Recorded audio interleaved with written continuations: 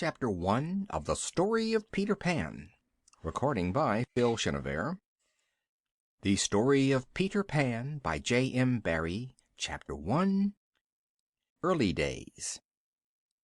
In one of the nicest nurseries in the world, there were beds for three young people called John Napoleon and Wendy Maria Angela and Michael, the children of Mr. and Mrs. Darling. The nursery was wide and airy, with a large window and a bright fire with a huge fire guard round it, and a big clock, and prettily colored nursery rhyme pictures over the walls. It was in many ways a most interesting household. For one thing, although there was a pretty little parlor maid called Liza, the children were bathed and dressed by a big dog called Nana, whose kennel was kept in the nursery. On the evening on which our story begins, Nana was dozing peacefully by the fireside, with her head between her paws. Mr. and Mrs. Darling were getting ready to go out to dinner, and Nana was to be left in sole charge of the children. Presently the clock went off with a whir and struck 1, 2, 3, 4, 5, 6. Time to begin to put the children to bed.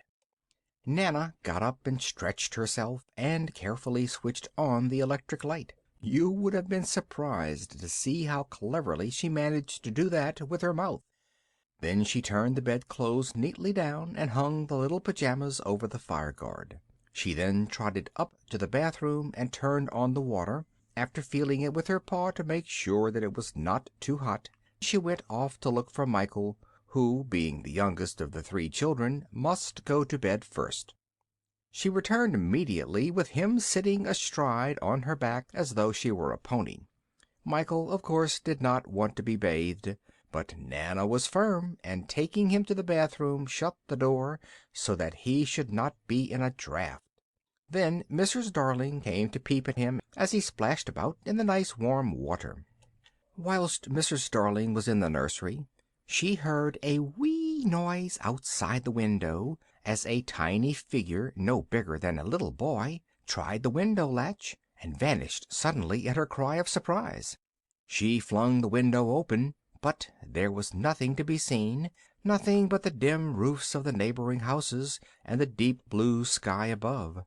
She began to frighten herself with eerie bogey tales, for the same thing had happened the day before, when Nana had gone to the window and shut it down quickly, so that she had cut off the boy's shadow.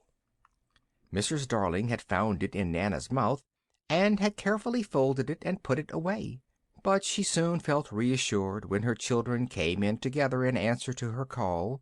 John Napoleon and Wendy were playing at their favorite game of being father and mother, and Mrs. Darling's beautiful face beamed with delight as she listened to them. Suddenly in rushed Mr. Darling, very much excited because he could not fasten his evening tie. Evening ties are difficult things to fasten, you know. Mrs. Darling easily managed that for him, and he was soon skipping about the room with Michael on his back, dropping him finally into his bed with a big boom-bah. Unfortunately, in going to the bathroom, Nana accidentally brushed against Mr. Darling's beautifully pressed black trousers, and left some of her gray clinging hairs upon them. Now, no grown-up person likes hairy trousers, so Mr. Darling was very cross with Nana, and spoke of dismissing her. But Mrs. Darling told him about the weird apparition at the window, how Nana had barked at it and shut the window down so fast so that its shadow had been cut clean off and left behind. She showed him the shadow, and told him how glad she was to have such a treasure as Nana for a nurse. "You see how very useful Nana is," concluded Mrs. Darling, as the faithful dog came in with Michael's bottle of cough mixture. But Michael was naughty and would not take it. There was a fine fuss over it, when Wendy, being a clever little girl, hit on a brilliant idea. Father should take some of his medicine to keep Michael company. "Very well," said Mr. Darling, "we shall see who is braver." 2 glasses were fetched and filled in a moment. 1, 2, 3, cried Wendy. Michael took his like a man, but Mr. Darling only pretended to, and quietly hid the glass behind his back. John caught him in the act. "Father hasn't taken his," he cried, and Michael, seeing that he had been tricked, burst into a loud "Boo-hoo!" Mr. Darling, to appease Michael, thought of what seemed to him an excellent joke. He poured his medicine into Nana's drinking bowl, and when poor Nana, thinking that it was something nice, ran eagerly to lap it up, he roared with laughter to see the reproachful eyes she turned upon him. The children, who loved their old nurse very dearly, were terribly distressed as she slunk to her kennel, looking as woeful and as hurt in her feelings as ever a dog did. Mr. Darling, angry that they did not enjoy his joke in the least, coaxed Nana out of her kennel, seized her by the collar, and dragged her off in disgrace to be chained up in the yard. "The proper place for dogs," he said, in spite of the persuasions and pleadings of them all. Mrs. Darling comforted the children, kissing them very tenderly as mothers always do, tucked them up in their beds, sang them to sleep, and, leaving the night lights burning for company, crept softly out of the room to go to the dinner party with Mr. Darling. Everything in the big nursery was now still and quiet. Suddenly the night lights flickered, waned, and went out one by one, and there darted into the room a tiny ball of fire, which flitted uneasily about and finally vanished into a jug. Then the same slender, graceful figure that had so startled Mrs. Darling leapt from the darkness outside the window. There was just one click, the window was open, and the little creature stepped cautiously in. He seemed to be looking for something, and you will easily guess that what he was looking for was his shadow. "Tink, where are you?" he whispered, and as then the light shone on the jug, he went on, "Tink, do you know where they have put it?" Now this little ball of light was really a fairy girl who knew everything worth knowing. Most fairies do. All you could see of her was the little flame, but you could hear her distinctly. She made a tinkling noise like a little silver bell, and that was why she was called Tinker Bell. Tinker Bell at last rested a few moments on the second drawer of the nursery dresser. Instantly the boy ran joyfully to it, and pulling open the drawer, snatched out his shadow neatly rolled up, just as Mrs. Darling had left it. He had found it, certainly, but the next trouble was to put it on again. A happy thought struck him. He would stick it on with soap.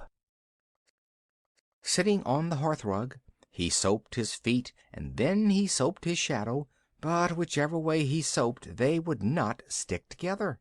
There is no use in having a shadow if it will not stick to you. After trying and trying in vain, the poor little fellow gave up the attempt, buried his face in his hands, and sobbed despairingly. It was then that Wendy awoke. She sat up in bed, and, not at all frightened, said, "Little boy, why are you crying?" The elfin creature sprang to his feet, and, taking off his cap, bowed very politely.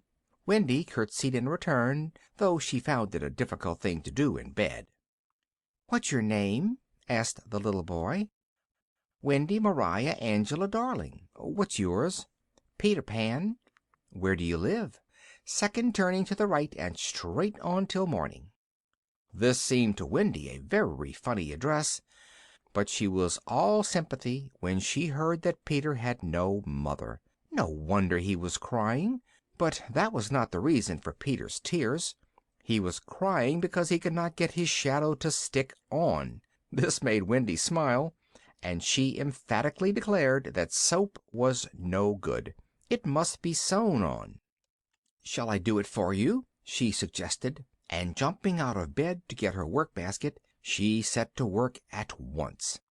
It hurts a good deal to have a shadow sewn onto your feet, but Peter bore it bravely. It was the right thing to do, for the shadow held on beautifully, and Peter was so delighted that he danced up and down the nursery, watching it making patterns on the floor as he flung his arms and legs about. "Oh, the cleverness of me!" cried Peter, overcome with joy, and he crowed with pleasure, for all the world just as a cock would crow. "You conceit!" exclaimed Wendy indignantly. "Of course I did nothing." "Oh, you did a little." "A little! If I am of no use I can at least withdraw," she said, jumping back into bed and covering her head in a dignified way with the bedclothes. "Oh, Wendy, please don't withdraw!" Peter exclaimed in great distress. "I can't help crowing when I'm pleased with myself. One girl is more use than 20 boys." This was rather clever of Peter, and at these sensible words Wendy got up again. She even offered to give Peter a kiss if he liked. Peter looked puzzled, but seeing the thimble on Wendy's finger, he thought she meant to give him that, and held out his hand for it. Now Wendy saw at a glance that the poor boy did not even know what a kiss was, but being a nice little girl of motherly disposition, she did not hurt his feelings by laughing at him, but simply placed the thimble on his finger. Peter admired the thimble very much. "Shall I give you a kiss?" he asked, and, jerking a button off his coat, solemnly presented it to her. Wendy at once fastened it on a chain which she wore around her neck, and, forgetting the puzzle in his mind, she once more asked him for a kiss. Immediately he returned the thimble. "Oh, I didn't mean a kiss, I meant a thimble." "What's that?" he asked. "It's like this," replied Wendy, and gently kissed his cheek. "Oh!" cried Peter, "how nice!" And he began to give her thimbles in return, and ever afterwards he called a kiss a thimble, and a thimble a kiss. "But, Peter, how old are you?" continued Wendy. "I don't know, but quite young. I ran away the day I was born." "Ran away? Why?" "Because I heard my father and mother talking about what I was to be when I became a man. I don't want to be a man. I want always to be a little boy and have fun. So I ran away and lived among the fairies." Wendy was almost speechless with delight at the thought of sitting beside a boy who knew fairies, and after a minute said, "Peter, do you really know fairies?" "Yes, but they're nearly all dead now. You see, Wendy, when the first baby laughed for the first time, its laugh broke into 1,000 pieces, and they all went skipping about, and that was the beginning of fairies. And now, whenever a new baby is born, its first laugh becomes a fairy. So there ought to be a fairy for every little boy and girl, but there isn't. You see, children know such a lot now, they soon won't believe in fairies, and whenever a child says, 'I don't believe in fairies,' there's a fairy somewhere that falls down dead." Peter suddenly looked about the room, as though he were searching for something. Tinker Bell had disappeared. Before he could grow anxious, however, a tinkling of bells was heard, and Peter, who knew the fairy language, of course understood it. He pulled open the drawer in which his shadow had been hidden, and out sprang Tinker Bell, very angry with him for shutting her up accidentally in the drawer. She skipped about the room, but Wendy gave such a cry of delight that Tink was frightened and hid behind the clock. "But, Peter," continued Wendy, "if you don't live with the fairies, where do you live?" "I live with the Lost Boys." "Who are they?" "Why, they are the children who fall out of their perambulators when their nurses are looking the other way. If they are not claimed within 7 days, they are sent far away to the Never Never Never Land to defray expenses. I'm their captain." "Oh, what fun! But, Peter, why did you come to our nursery window?" Peter told her that he came to listen to the lovely stories Wendy's mother related to her children, for the Lost Boys had no mothers, and no one to tell them any stories. He also told her how he led them against their enemies, the pirates and the wolves, and how they enjoyed bathing in the lagoon, where beautiful mermaids sang and swam all day long. "I must go back now," he went on. "The boys will be anxious to hear the end of the story about the Prince and the Glass Slipper. I told them as much as I knew, and they're longing to hear the rest." Wendy begged him to stay. "I'll tell you lots more," she promised. "Ever so many stories, if you'll only stay." "Come, Wendy!" exclaimed Peter, struck with a new idea. "You can tell us all the stories there, and darn our clothes and tuck us in at night. None of us has ever been tucked in. All the boys long for a mother. Oh, Wendy, do come!" It was a tempting idea to Wendy, but a sudden thought came across her mind. "Peter, I can't. Think of Mummy. Besides, I can't fly." "I'll teach you, Wendy." This was too much for her. "Peter, will you teach John and Michael to fly as well?" "Yes, if you like."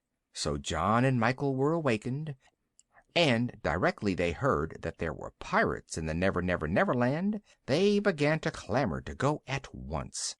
They watched Peter fly about the room, and tried to imitate him, flapping their arms clumsily at first like unfledged birds, and flopping about all over the place. "That will never do," Peter said. "I must blow the fairy dust on you. Now waggle your shoulders as I do." So they tried, and found that they could fly, just a little at first, from the bed to the floor and back again, then over the bed and across the room, and then, as they grew braver, almost as freely and easily as Peter himself. "Tink, lead the way!" called Peter, and the fairy shot out like a little star. None of the children had time to put on their day clothes, but John snatched his top hat as he flew out the window, followed by Michael. Peter Pan held Wendy's hand, and away they floated into the dark blue depths of the starry night. A minute afterwards Mrs. Darling, who had just returned from the party, rushed into the nursery with Nana at her heels, for Nana had been anxious about her charges, and had just succeeded in breaking her chain, but it was too late. The children were already on their way to the Never Never Never Land. End of chapter 1.